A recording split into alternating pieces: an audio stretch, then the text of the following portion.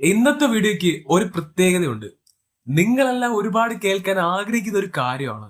നിങ്ങൾ എല്ലാരും എന്ന് പറയാൻ പറ്റത്തില്ല, എന്നാലും കുറച്ചുപേരുണ്ട്.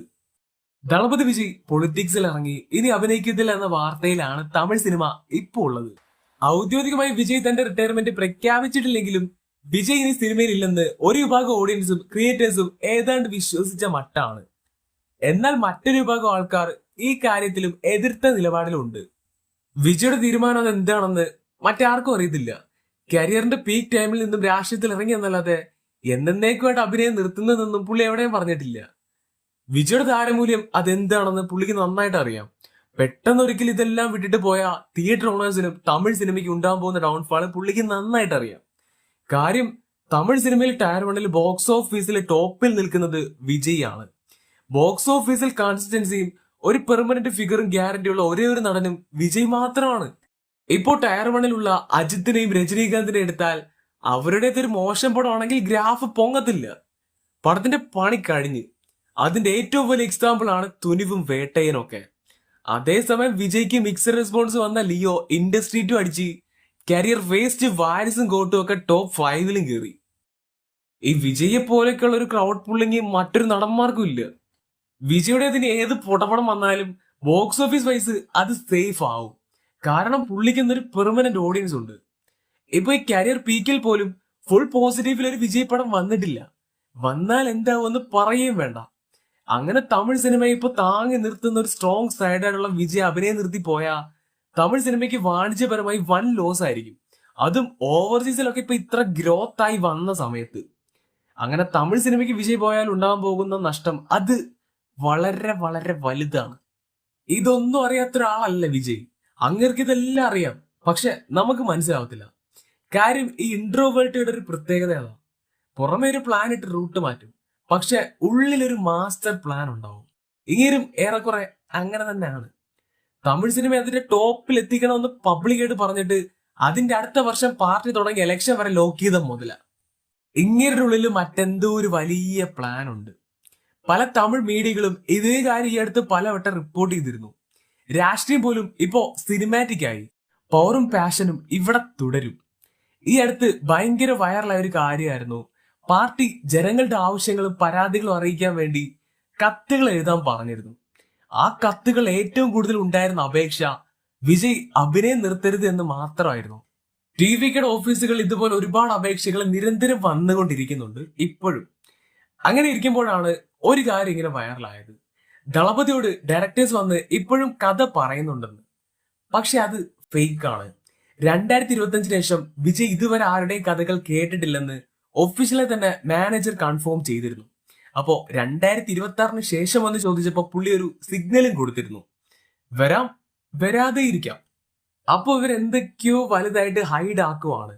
അതിന് ഏറ്റവും വലിയ ഉദാഹരണമാണ് LCU. ലോകേഷിനെ പോലൊരു ഡയറക്ടർ ഈ ഒരു സാഹചര്യത്തിൽ വിജയ് പോലെ ഒരാളെ എടുത്ത് LCU കൊണ്ടുവന്ന് റിസ്ക് എടുക്കത്തില്ല. കാര്യം ആ യൂണിവേഴ്സിന്റെ ടൈം ലൈനിൽ ഒരുപാട് മാറ്റങ്ങൾ കൊണ്ടുവന്ന ഒരു പടമാണ് ലിയോ. ഫ്യൂച്ചറിൽ അതിന്റെ ടൈം ലൈനിൽ പ്രശ്നം ഉണ്ടാക്കുന്ന രീതിയിൽ ലിയോ പോലൊരു പടം ലോകേഷിന് എടുക്കേണ്ട ഒരു കാര്യമില്ല. കാര്യം LCU ഇല്ലാതെ തന്നെ കൊണ്ടുപോകാൻ കഴിയുന്ന ഒരു പടമായിരുന്നു ലിയോ. അതിൽ LCU കൊണ്ടുവന്ന ടൈം ലൈനിൽ സെറ്റ് ചെയ്തിട്ടുണ്ടെങ്കിൽ അത് ഒന്നും കാണാതായിരിക്കത്തില്ല. അങ്ങനെ നമ്മളിപ്പോ ഇങ്ങനെ എന്തെങ്കിലുമൊക്കെ പറയുമ്പോഴും LCUവിൽ ഇനി ലിയോ ഇല്ല എന്ന റിയാലിറ്റി വിശ്വസിക്കുന്ന ഒരുപാട് പേരുണ്ട്. LCUവിൽ ലിയോയും ഇല്ല, ലിയോ 2 ഇല്ല, ഇനി വിജയ് പടവും ഇല്ല എന്ന് വിശ്വസിച്ച് നിരാശരായിരിക്കുന്ന നമ്മുടെ പിള്ളേർക്ക് കുറച്ച് ആശ്വാസം തരുന്ന ഒരു വീഡിയോ ആയിരിക്കും ഈ വീഡിയോ. ഈ ഒരു ഒഫീഷ്യൽ അപ്ഡേറ്റിൽ ഞാൻ ഹാപ്പി ആയിരിക്കും, നിങ്ങൾ ഹാപ്പി ആയിരിക്കും. ഇതിനു മുമ്പും LCUവിൽ വിജയ് ഇനി ഉണ്ടോ ഇല്ലയോ എന്നതിനെ ബേസ് ചെയ്ത് നമ്മൾ 1-2 വീഡിയോ ചെയ്തിരുന്നു. അന്ന് ഞാൻ നിങ്ങളോട് പറഞ്ഞൊരു കാര്യമാണ്, ലിയോ എന്ന ക്യാരക്ടർ ഇല്ലാതെ ഇനി LCU മുന്നോട്ട് പോകില്ല. കാര്യം കഥയിൽ വലിയ ഇൻവോൾവ്മെന്റ് ഒന്നും ഇല്ലെങ്കിലും യൂണിവേഴ്സിന്റെ ടൈം ലൈനിൽ പടം കയറി. അതുകൊണ്ട് ഫ്യൂച്ചർ LCU പടങ്ങളിലും ലിയോയും അതിലെ ക്യാരക്ടേഴ്സും ഇല്ലാതെ LCU മുന്നോട്ട് കൊണ്ടുപോകാൻ പറ്റത്തില്ല. കാര്യം ടൈം ലൈൻ കയറി ക്ലാഷ് ആവും, ക്ലാഷ് ആവാതിരിക്കത്തില്ല. അന്ന് ഞാനിത് പറഞ്ഞപ്പോ കുറെ പേര് എന്നെ എടുത്തിട്ട് ഉടുക്കാൻ വന്ന്. അവരെയും കുറ്റം പറയാൻ പറ്റത്തില്ല. യാതൊരു തെളിവില്ലാതെ ഞാനൊരു വീഡിയോ ഇട്ട് പറയുമ്പോ എന്റെ വീഡിയോ കാണുന്ന ഓഡിയൻസിന് അത് അതുപോലെ വിശ്വസിക്കേണ്ട ഒരു കാര്യമില്ല. പക്ഷെ ഇപ്പോ ആ തെളിവ് എന്റെ കയ്യിലുണ്ട്, ഉറപ്പുണ്ട്.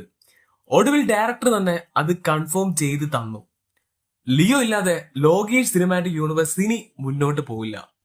കൂലിയുടെ ഒരു ചെറിയ പ്രമോഷൻ ഇവന്റിൽ ലിയോയെ പറ്റി ചോദിച്ചപ്പോ ലോകേഷ് കനകരാജ് തന്നെ ഒഫീഷ്യലായി കൺഫേം ചെയ്തൊരു കാര്യമാണ് ഇത്. വിജയ് ഇല്ലാതെ LCU ഇല്ല. പക്ഷെ അതേ LCUവിന്റെ ഉള്ളിൽ ഇനി വരുവോ ഇല്ലയോ എന്ന് എനിക്ക് പറയാൻ പറ്റത്തില്ല. അത് നിങ്ങൾ പുള്ളിയോട് തന്നെ ചോദിക്കണം. അതിനെപ്പറ്റി എനിക്കിപ്പോ ഒന്നും പറയാൻ പറ്റത്തില്ല എന്നാണ് ലോകേഷ് പറയുന്നത്. ലിയോ ഇല്ലാതെ LCU ഫുൾഫിൽ ആവില്ല. ഇത് തന്നെയാണ് ഞാനും പറഞ്ഞുകൊണ്ടിരുന്നത്. വിജയ് അഭിനയം നിർത്തുന്നു എന്ന വാർത്ത കേട്ട് ദളപതി ഫാൻസ് നിരാശരാവേണ്ട കാര്യമില്ല. നിങ്ങൾക്കുള്ളത് ലോകി വരാനിരിക്കുന്ന LCU പടങ്ങളിൽ തന്നിരിക്കും.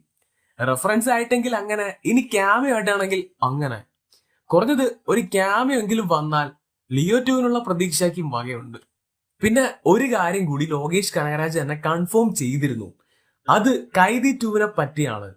LCU എന്ന് പറയുന്ന ഈ ഒരു യൂണിവേഴ്സ് മൊത്തത്തിൽ ക്ലാഷ് ആവാൻ പോകുന്ന ഒരു സിനിമയായിരിക്കും കൈദി 2.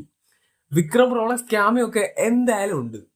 കൈദി 2വില് യൂണിവേഴ്സിലെ ക്യാരക്ടേഴ്സ് തമ്മിൽ ക്ലാഷ് ആവുമെന്ന് പറയുമ്പോൾ അത് കൈദിയും വിക്രവും മാത്രമല്ല, ഇൻക്ലൂഡ് ലിയോയും ആണ്.